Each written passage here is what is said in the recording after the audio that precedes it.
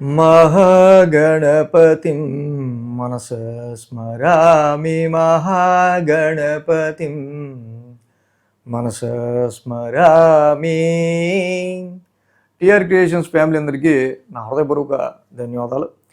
So అలాగే మెయిన్గా ఈ ఆగస్టు మాసం చివరి వారం 23వ తారీఖు నుంచి 29వ తారీఖు వరకు కూడా 4వ వారానికి సంబంధించి ద్వాదశ రాశుల వారికి వార ఫలాలు ఏ విధంగా ఉండబోతున్నాయి ఏంటి అనేది ఇప్పుడు చూద్దాం.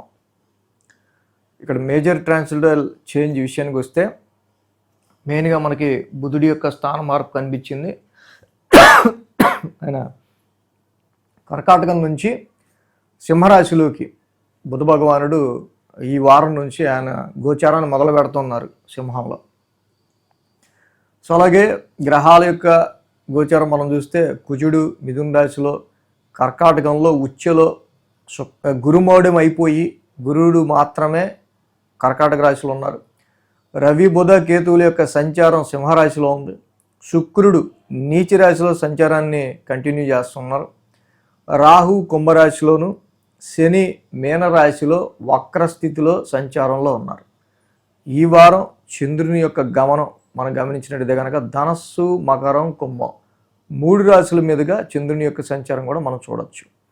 సో ఈ విధమైన గ్రహగతుల ఆధారంగా మేజర్ ట్రాన్సిటల్ చేంజెస్ అండ్ చంద్రగమనం ఆధారంగా ద్వాదశ రాశుల వారికి సంబంధించి ఈ వారం ఏ విధంగా ఉండబోతుంది అనేది చూద్దాం.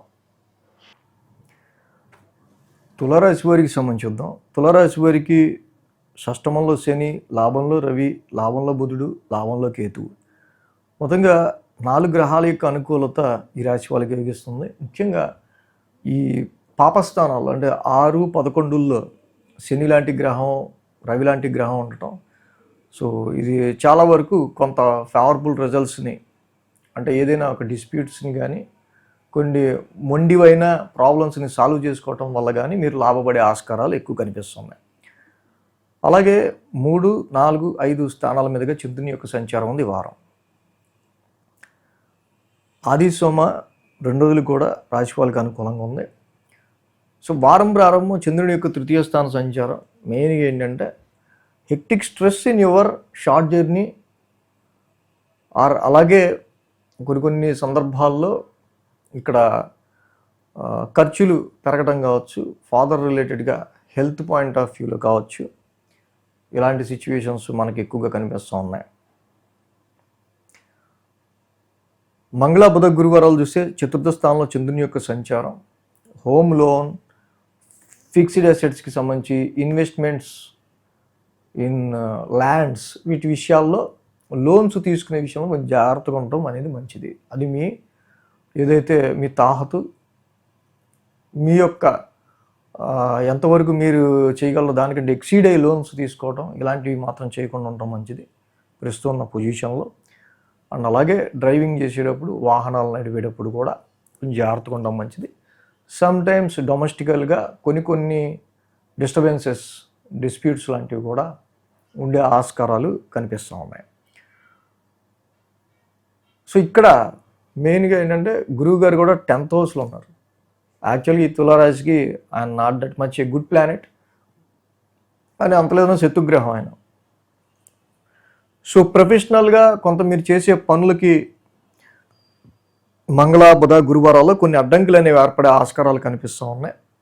సో కాబట్టి మా మంగళ బుధ గురువారాల్లో ఏదైనా పని చేసేటప్పుడు మీకు వచ్చే హడ్డిల్స్, అబ్స్టేకల్స్, ఆటంకాలు, అవరోధాలు చేస్తున్న పనికి అది మీరు ఒకసారి గుర్తించి సో దాన్ని బట్టి కొంచెం ఆ 3 రోజులు కొంచెం స్ట్రెయిన్ అండ్ స్ట్రెస్ ఎక్కువ అవ్వకుండా ముందుకు వెళ్ళటం అనేది మంచిది.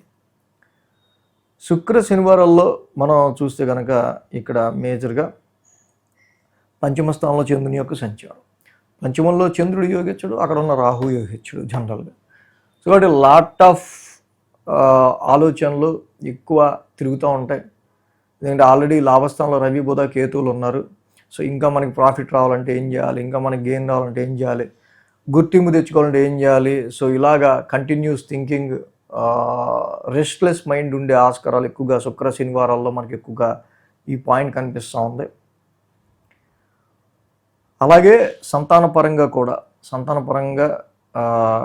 క్యారింగ్ ఉమెన్స్ వాళ్ళు కూడా కొంచెం చక్కగా రెస్ట్తో ఉంటా ఉండటం మంచిది.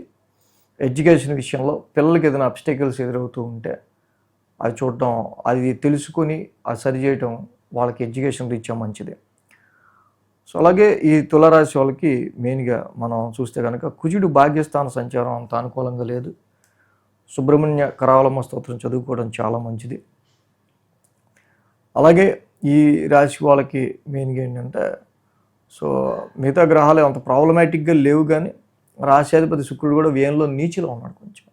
సో కాబట్టి హెల్త్ అప్సెట్ సమ్